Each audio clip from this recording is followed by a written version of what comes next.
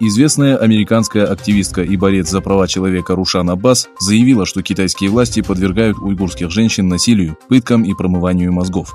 В ходе интервью телеканала ANI News глава уйгурского движения сделала следующее заявление. В настоящее время уйгурские женщины подвергаются жестокому обращению из-за их этнической и религиозной принадлежности. Китай рассматривает уйгурок детородного возраста как угрозу. Для того, чтобы спастись от обвинения в радикализме из-за отказа от брака с атеистами, они вынуждены выходить замуж за китайцев. Можно перечислить насилие, промывание мозгов, принудительную стерилизацию, аборты и многое другое из того, что совершает коммунистическая партия Китая в отношении женщин региона. Почему, видя все это, мир молчит?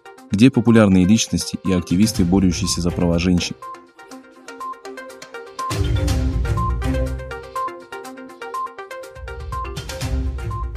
«31 июля Департамент по контролю иностранного капитала при Министерстве финансов США сообщил о введении санкций в отношении одного китайского предприятия и двух руководителей, замешанных в жестоком обращении с уйгурами и другими тюрками.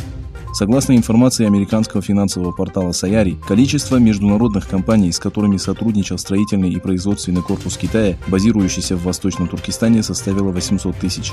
Санкции Минфина США в отношении Бинтуана стали самым крупным эмбарго за всю историю США. По данным сайта Business Data Network, со строительным корпусом сотрудничали 862 600 компаний из 147 стран мира.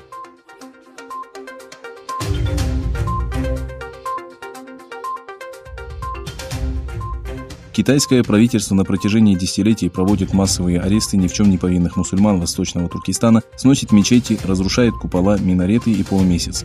По данным Bitter Winter со ссылкой на одного из китайских мусульман, в конце первой четверти этого года Коммунистическая партия Китая издала указ о сносе 17 мечетей провинции Контон, запрете арабской каллиграфии и всех исламских мотивов.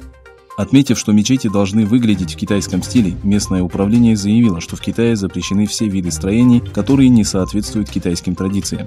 Также стало известно, что в период карантина власти провинции разрушили еще 8 мечетей.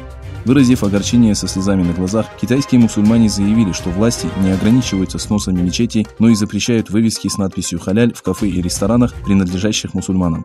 Тех, кто не выполняет требования властей, ожидает тяжелое наказание.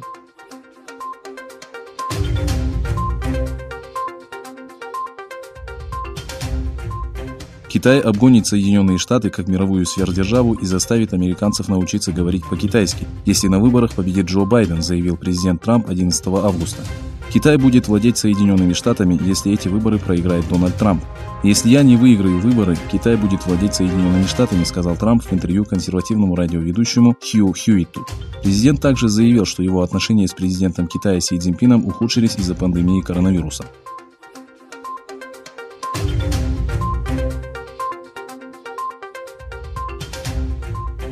Президент России Владимир Путин объявил о регистрации первой в мире вакцины против коронавирусной инфекции. Владимир Путин отметил, что вакцина прошла все необходимые проверки. «Знаю, что она работает достаточно эффективно, формирует устойчивый иммунитет и прошла все необходимые проверки», сказал президент России. Министр здравоохранения Российской Федерации Михаил Мурашко также сообщил, что вакцина показала высокую эффективность и безопасность. У всех добровольцев выработались высокие титры антител к COVID-19, при этом ни у кого из них не отмечено серьезных осложнений. Эксперты Минздрава выдали заключение и принято решение о государственной регистрации вакцины для профилактики новой коронавирусной инфекции, разработанной Центром имени Гамалеи, сказал Михаил Мурашко.